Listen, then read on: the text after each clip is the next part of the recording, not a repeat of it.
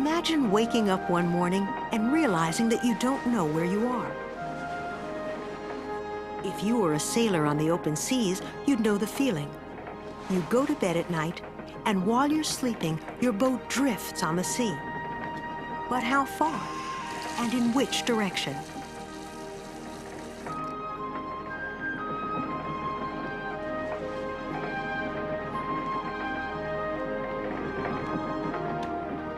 With no directions, no signs, no one to point the way, how in the world do people figure out where in the world they're going?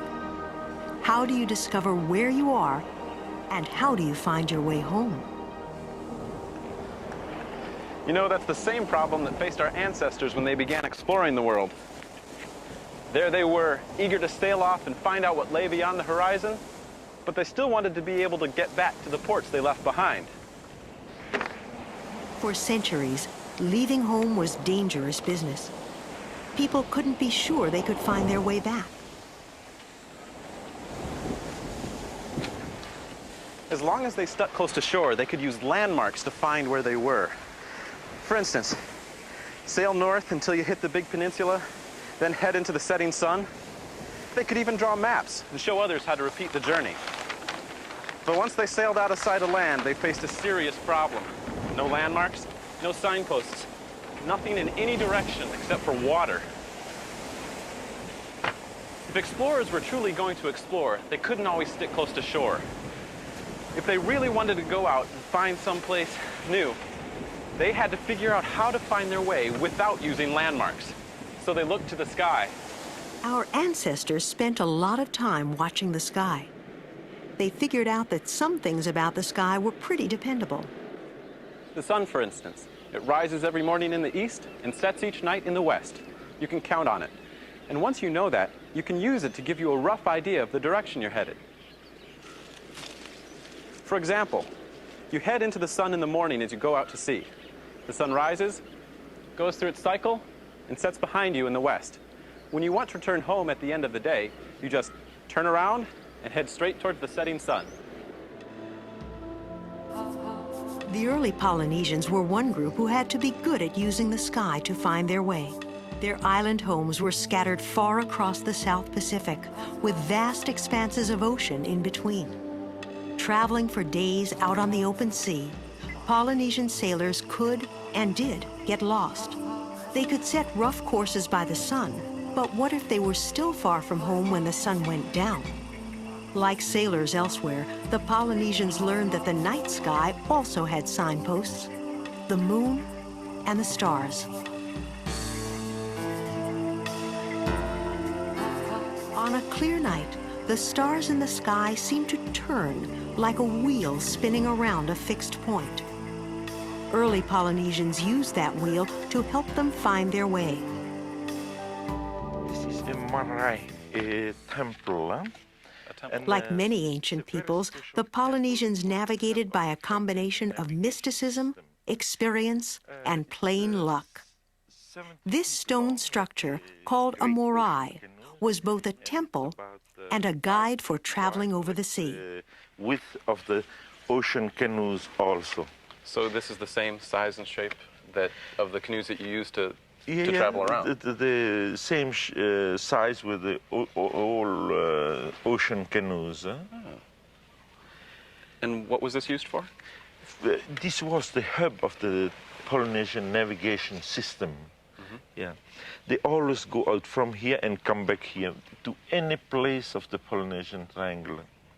You always had to start from this spot? Always, always. And why was that? Suppose you want to go to Hawaii. From the hub, the seer, who was the captain, sent his spirit to destination. Then the expedition from here go out to the Polynesian seers, or navigators, paid careful attention to the world around them. They were believed to have magical powers, but they also knew a lot about the relationships of land, sea, and sky. They could use the sun and other stars to find their way from island to island, but they could also lose their way if clouds or stormy weather blocked their view. And tell to the guy steering now, you see that star? You go straight toward it. Before people could really explore the world and make maps good enough so others could follow them, they had to find a better way of understanding where they were. The first step, the key to figuring out your precise position, is to use something that's already known. For example, say there's a lighthouse on this island, and over here there's a prominent point of land. Now I'm on a ship somewhere out here, and I need to know exactly where I am so I don't run into any dangerous reefs or rocks along my path. Now the first thing I do is I take my compass and I find the direction to the lighthouse. I can draw a line on my chart representing the heading from the lighthouse to me. The next thing I do is I take my compass again and find the direction to the prominent point of land. I draw my line, and where they intersect, there I am. But how do you chart your position far at sea, where no landmarks exist? As early as the 2nd century BC, the Greeks figured out that if you laid a grid of perpendicular lines over a map and then numbered them,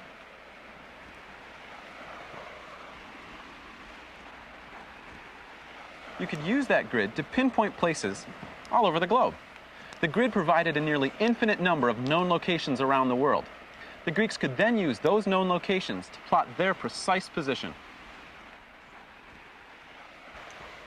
So all you need is a map with a grid, and you can find anything you want, right? Well, not quite. See, there's one big problem. Maps are flat, and our world is round, kind of like this coconut. And it's really hard to make a flat map describe something round, like the Earth.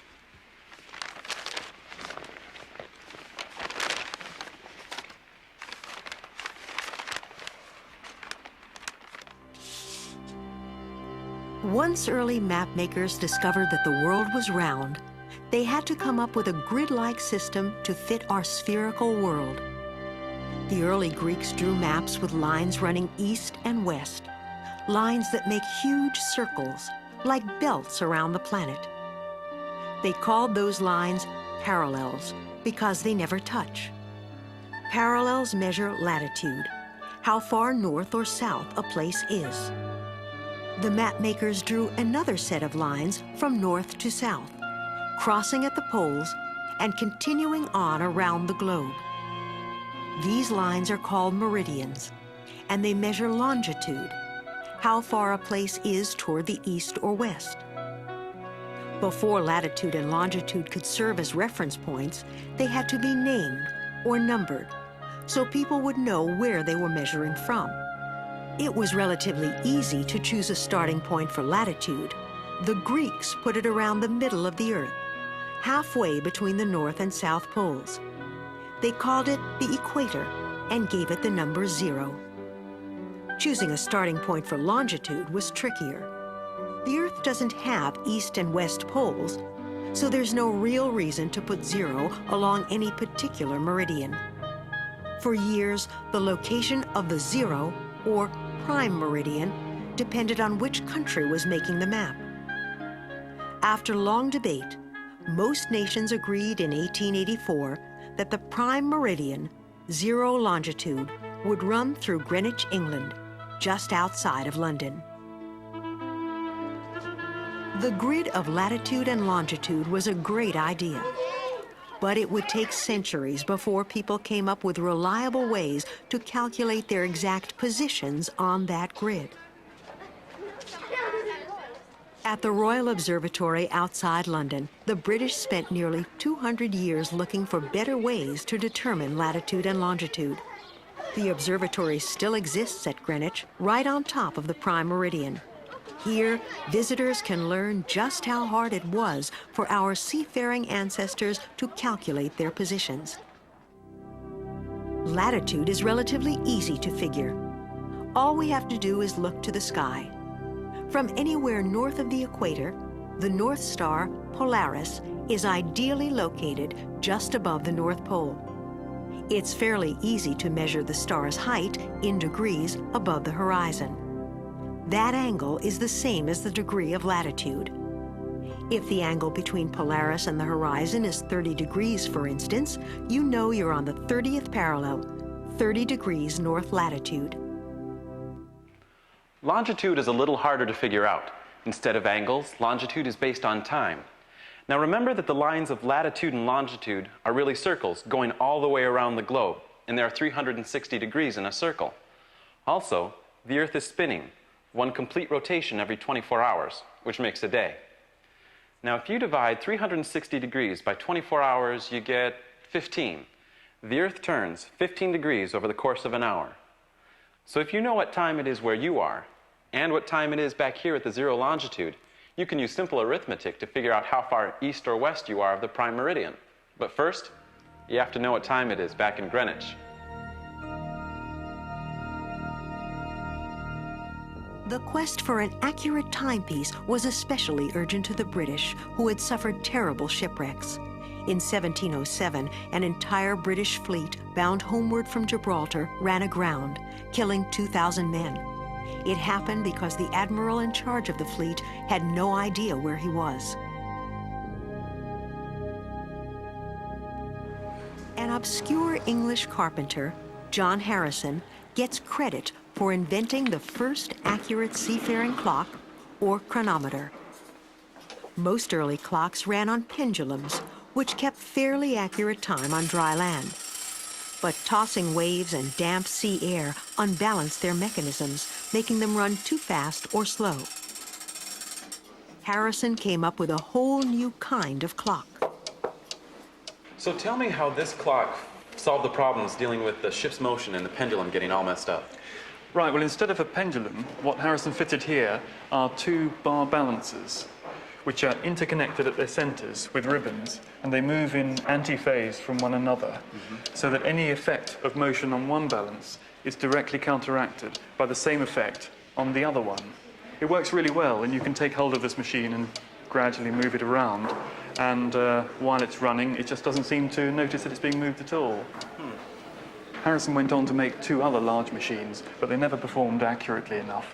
And it was only 30 years after he started this project that he realized finally that the solution lay in developing watch technology, not in clock technology. And with this watch, his fourth timekeeper, he eventually incorporated a balance which has high energy stored in it by increasing its frequency. And it was this watch, really, that was the first practical marine chronometer. And it was the development on this machine which eventually gave sailors across the world the longitude that they needed at sea. Today's mariners still navigate by latitude and longitude, just as their forebears have for hundreds of years. But the tools they use to do the job are far more accurate than those the old sailors used. And for huge ships like the QE2, steering an accurate course is important indeed. In a few moments, we'll be setting sail across the Atlantic Ocean, all the way from England to New York City. It's a 5-day voyage on board the luxury liner, the Queen Elizabeth II. The QE2 is a lot more sophisticated than the old sailing ships of the 18th century, but she still uses latitude and longitude to find her way across the sea. Up to us. Slow ahead, 2 engines. Queen Elizabeth II, we should be making a late turn at the airport. Just coming up to a beam of fuel kicker there from Cal and chopping over to 11 with QE check.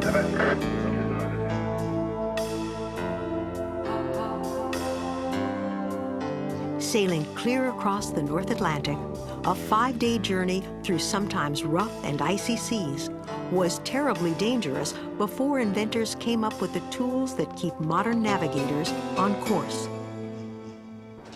Now, this device is called a sextant, correct? That's right. Okay. It looks really complicated. How does it work? And why do you use this? The sextant actually is the second most important piece of navigational equipment that the old sailors had. And this machine instrument was developed about the same time as the marine chronometer. And linking the sextant with a chronometer, they were able to navigate around the world with safety. The sextant, in fact, is an instrument to measure the altitude or the angle of a heavenly body above the horizon. This we do quite simply. If you look at the instrument itself, there's a plane reflecting mirror just there. And here is a glass which is split. There's a mirror on one side and a plain glass on the other. These are shades for the sun. We don't bother with those at the moment. And a telescope. Okay. And your intent when you're using this is that you move this to a certain position so that you get a reflection in this mirror here of whatever you're looking for, sun, moon, or stars. That is reflected down into that mirror and into your eye. Okay. At the same time, you've got the horizon showing through the plain glass. And by adjusting this arm, you can actually make sun, moon, or stars just kiss the horizon. And you measure the angular height, the degrees it's above the horizon, that kind of thing. Okay. How do you figure out your latitude and your longitude? Okay, historically, that was done by reference to a celestial body, either the sun or the stars, and Today's navigators still look to the sky to chart their courses, but instead of referring to the sun and the other stars, they can find their position instantly, in good weather or bad, by referring to man-made satellites orbiting the Earth. the longitude. Now we have a series of satellites which have been put around the world into stationary positions, geostationary orbits, and those we use instead of the sun or the star. We have a satellite receiver here called a Global Positioning Satellite Navigator. Okay. And it will measure our position in relation to those satellites that are around us, usually using up to 4 satellites at any one time to give a very accurate position to within 30 meters. 30 meters. On long voyages across the open sea, a single degree off course can send a ship far from its destination. But with increasingly sophisticated means of measuring latitude and longitude, modern-day navigators have little trouble getting precisely where they want to go.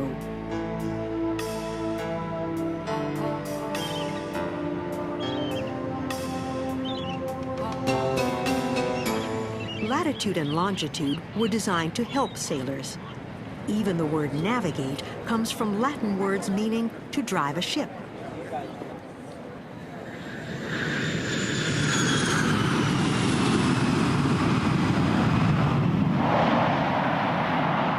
But sailors aren't the only ones who need to know exactly where they are. Increasingly sophisticated navigation devices can also help us find our way over land and in the air. This is one of the brand new 737-400s, right? Right. I've always wondered, when you're in a plane and you're flying from place to place, you're surrounded by air and you don't really have any landmarks. So how do you figure out your position? The whole system is based on latitude and longitude. It starts out, when we start our system in the morning, it asks us where we are.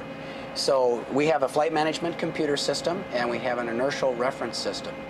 And they integrate into each other. When we start them up in the morning, it says, when we're at the gate, it says, where are we? And so we set our inertial reference system position, latitude and longitude, into the system. The inertial reference system has gyros.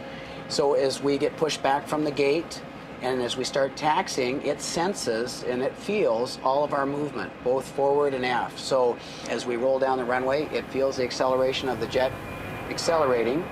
And as we lift off at about 160 miles an hour, it knows that we're at 160 miles an hour and that we're going southbound. So when we go to like San Francisco, we want to go to the end of the runway at San Francisco, we program that in, and then we go up and punch our autopilot to lateral navigation, and it will take us right directly to the end of the runway at San Francisco.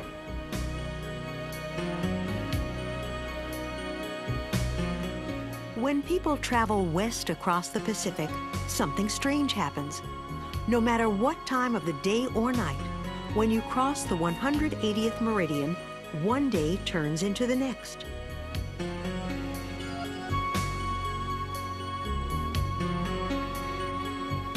It all happens at the International Dateline, exactly halfway around the world from Greenwich. As the Earth rotates, the dateline sweeps counterclockwise, slowly pushing the old day out and bringing in the new. No matter where on Earth the sun is shining, the dateline separates one day from the next.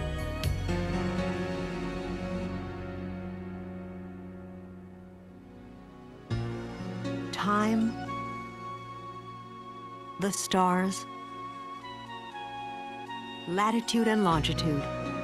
Navigating the world can seem like a vast and complicated task. But modern-day travelers have a whole array of high-tech tools to help them find their way with pinpoint accuracy. It took centuries to develop the system we call latitude and longitude. Centuries of learning to understand the relationships between our planet and the celestial bodies overhead. From the early Polynesians and their rough sightings of the sky, to high-tech satellites that steer us within meters of our destination, the principles of latitude and longitude have taught us to describe our planet and find our way around it safely and with confidence.